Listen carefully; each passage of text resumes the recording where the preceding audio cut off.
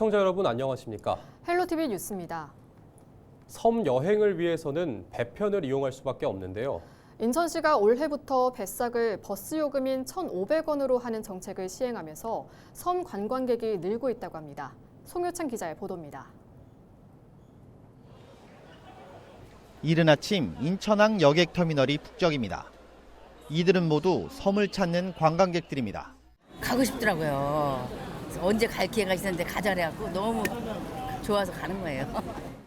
작년부터 다녔는데 요번에 또 1,500원이라니까 더 이게 좋더라고요. 기분이 인천 시민으로서 기분이 좋더라고요. 그래서 친구들이나 이웃한테 많이 권유해요. 인천시가 올해 도입한 인천 아이 바다 패스로 섬을 찾는 관광객이 크게 늘어난 것으로 나타났습니다. 인천 아이 바다 패스는 인천 시민이 인천 연안 여객선을 대중교통 요금 수준인 1,500원에 이용할 수 있는 정책입니다. 타 시도민에게는 여객선 요금의 70%를 할인해 줍니다. 올해 1월부터 3월까지 인천 연안 여객선 14개 항로를 이용한 인천 시민은 86,849명. 이는 지난해 같은 기간 78,266명보다 11% 수준인 8,583명 늘었습니다. 다른 지역 방문객도 44.8%인 2,332명 증가한 7,533명으로 집계됐습니다. 바다패스 시행으로 관광객은 늘고 있지만 문제점도 보입니다. 기상이 악화될 때마다 뱃길이 끊긴다는 것.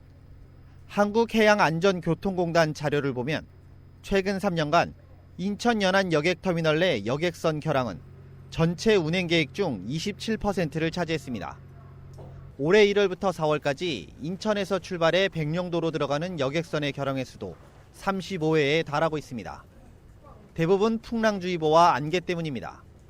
결국 4번 중 1번은 발길을 돌리거나 하염없이 기다려야 합니다.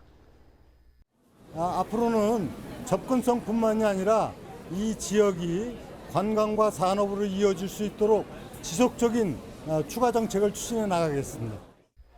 시는 또 관광객 증가로 도서 주민들의 이용이 어려울 것으로 보고 현장에서 주민 전용 좌석을 확보하고 출항 30분 전까지 일반인에게 표를 판매하지 않고 있으며 지역 주민 전용 매표 창구를 운영하는 등 다양한 방안을 모색 중입니다.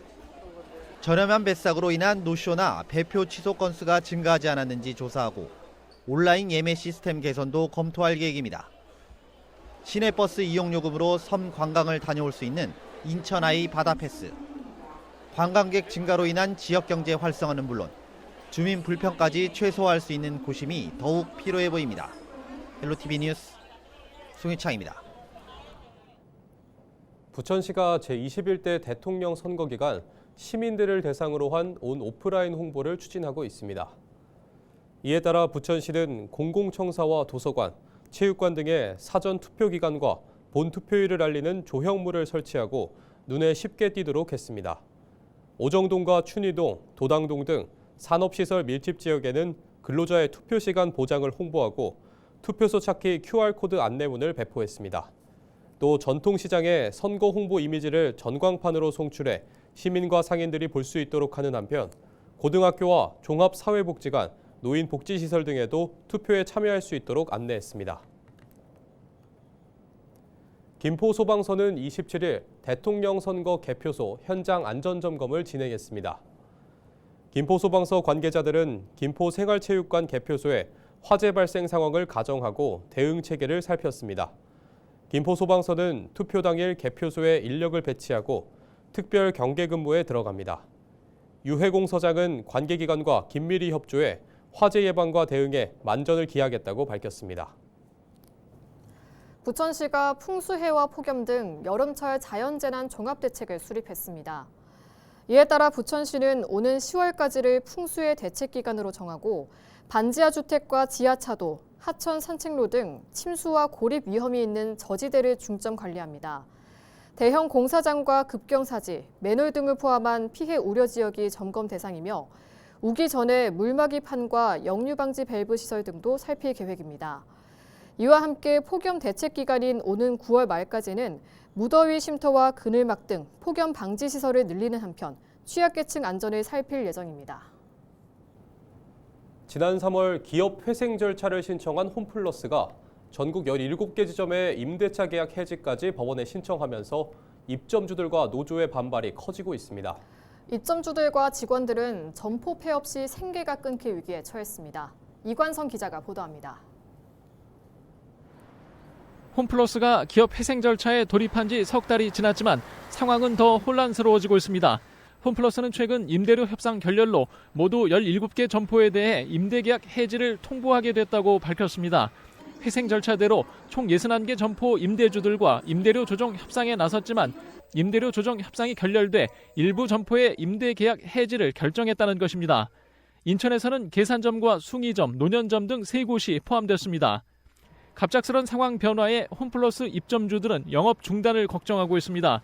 홈플러스의 임대료 협상이 실패로 끝날 경우 점포 문을 닫을 수 있기 때문입니다. 저희 전체적으로 이제 폐점 수순으로 받는다 그러면 거기에 따른 모든 규칙 사유는 홈플러스한테 있다라는 입장이고요.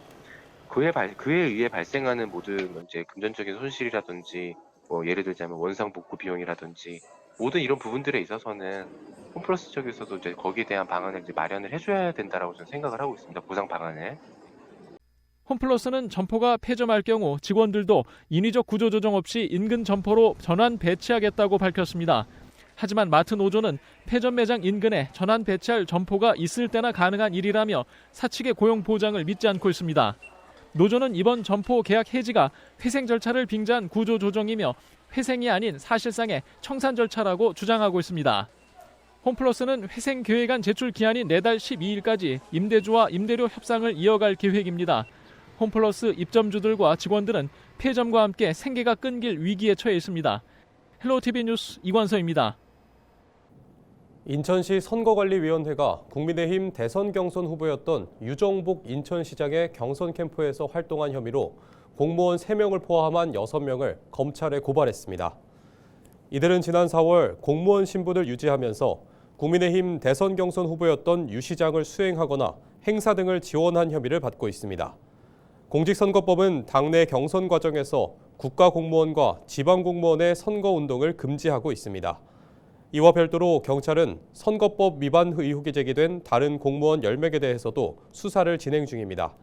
검찰은 고발장을 검토한 뒤 일단 사건을 인천경찰청에 이송한 상태입니다. 해외 연수나 출장 때 경비 부풀리기 의혹 등으로 대규모 경찰 수사를 받고 있는 경기도 의회가 또다시 국외 출장을 계획하고 있습니다. 도의회 기획재정위원회 소속 의원 9명과 사무처 공무원 7명 등 모두 16명이 6월 30일부터 7월 8일까지 7박 9일 일정으로 네덜란드로 떠날 계획입니다. 문화체육관광위원회 소속 의원 13명도 오는 7월 6일부터 12일까지 6박 7일 일정으로 일본을 방문할 계획입니다. 이와 관련해 도의회 관계자는 경찰 수사 전 기획된 출장도 있고 위약금 등의 문제도 무시할 수 없어 국외 여비 규정에 맞게 일정을 추진할 수밖에 없다고 해명한 것으로 알려졌습니다. 경기도의 한 초등학교에서 학생이 교사를 폭행한 사건을 두고 전국 교직원 노동조합 경기지부가 교육당국에 강력한 대응을 요구했습니다. 전교조 초등위원회와 전교조 경기지부는 27일 입장을 내고 최근 경기도의 한 초등학교에서 담임교사가 학생으로부터 폭행과 폭언을 당한 사건은 공교육의 기반을 흔드는 폭력이라고 규정했습니다. 특히 가해 학생으로부터 교사와 다른 학생 보호 조치가 제대로 이뤄지지 않았다면서 올해 초중등 교육법이 개정되면서 분리 조치에 대한 법적 근거가 생겼지만 현장은 유명무실한 상태라고 지적했습니다. 전교조 경기지부는 이번 사안과 관련한 서명운동을 진행한 뒤 그 결과를 국회와 교육부, 경기도 교육청에 전달하고 대응을 촉구하겠다는 계획입니다. 인천 지역 시민단체들이 인천 갯벌의 세계 자연유산 등재 신청을 추진합니다. 인천환경운동연합 등 63개 시민단체로 구성된 인천 갯벌 세계유산 추진 시민협력단은 기자회견을 열고 인천 갯벌의 세계 자연유산 등재를 위해 인천 시민 이름으로 신청서를 제출할 계획이라고 밝혔습니다. 유네스코는 지난 2021년 7월 충남 서천과 전북 고창, 전남 신안과 보성, 순청 등 4곳의 갯벌을 세계유산으로 등재했습니다. 당시 인천 갯벌은 등재에 실패했으나 유네스코가 추가 등재 신청을 권고해 내년 열리는 세계유산위원회 심의를 다시 받을 수 있는 기회를 얻었습니다. 그러나 국가유산청이 지난 2월 유네스코에 제출한 신청서에 인천 갯벌은 포함되지 않았습니다. 인천의 해당 기초단체에서 지역 주민들의 반대가 심하다며 동의하지 않았기 때문입니다. 추진단은 인천시는 인천 갯벌이 세계 자연유산으로 등재되면 개발 행위에 제약이 따를 것으로 우려해 신청 절차에 적극적으로 나서지 않았다면서 민간 차원에서 관련 국제기구와 전문가 단체에 인천 갯벌 추가 등재에 대한 인천 시민의 염원을 적극 알리겠다고 말했습니다.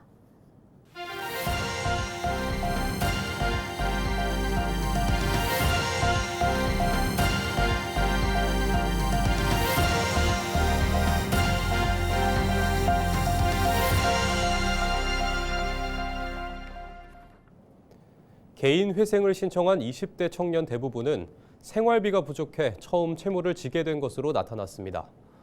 서울금융복지상담센터가 지난해 개인 회생을 신청한 만 29세 이하 청년 1,300여 명을 대상으로 조사한 내용을 보면 개인 회생 청년의 채무액은 4천만 원에서 6천만 원 미만이 가장 많았습니다. 최초 채무 발생 원인으로는 생활비 마련이 70%로 가장 많았고 주거비, 과소비, 가족 지원 순이었습니다. 특히 개인 회생 신청자 대부분이 부채 돌려막기를 하면서 높은 이자를 부담하게 되고 일부는 소득 공백까지 맞물려 회생 신청에 이르는 것으로 파악됐습니다. 이들 대부분은 정서적 어려움을 호소했으며 일부는 자살 충동을 경험했다고 했습니다. 서울시 의회가 결혼 준비 대행업의 소비자 피해를 줄이기 위한 일명 안심 웨딩 준비 조례 제정을 추진합니다. 서울시 의회 김동국 의원이 결혼 준비 대행업 관리와 소비자 보호에 관한 조례안을 대표 발의했습니다. 조례안은 결혼 준비 계약의 투명성을 높이기 위한 표준 계약서 도입, 정보 제공 의무, 민원 처리 절차 명문화 등을 내용을 담고 있습니다. 김동국 의원은 결혼 준비 대행업의 계약 불이행과 환불 분쟁 등 소비자 피해가 반복되고 있다며 서울시 차원의 체계적인 관리와 보호 기준 마련이 필요하다고 밝혔습니다. 해당 조례안은 다음 달 열리는 제311회 정례회에서 심의될 예정입니다. 인천시가 전국 최초로 인공지능 대화형 플랫폼인 챗GPT 앱을 통해 부동산 시장 동향을 공개합니다. 시는 그동안 국토교통부에서 공표하는 부동산 통계를 바탕으로 자체 분석한 인천 중심의 부동산 시장 동향을 시 누리집과 보도자료를 통해 공개해왔습니다. 이번에는 생성형 인공지능 활용 시대 흐름에 발맞춰 전국 최초로 챗GPT 앱을 통해 시민 누구나 쉽게 실시간 맞춤형 대화 형식으로 부동산 정보를 확인할 수 있도록 했습니다. 해당 서비스는 챗GPT 앱에서 GPT 탐색 메뉴를 통해 인천 부동산 시장 동향을 검색하면 이용할 수 있습니다. 주택 매매나 전월세 가격 변동률, 주택과 토지 거래량, 지가 변동률, 평균 주택 가격 등 다양한 부동산 통계를 맞춤형 대화 방식으로 쉽게 파악할 수 있습니다. 경기도와 경기관광공사가 지난 27일 장수성 수저우에 위치한 통청 여행 본사에서 관광 마케팅 협력에 관한 업무 협약을 체결했다고 밝혔습니다. 이번 업무 협약은 양사 간 공동 관광 마케팅 협력 체계를 구축하고 경기도와 중국 자매 지역 간 여행 분야 협업 확대 및 한중 간 관광교류 활성화를 위해 이뤄졌습니다.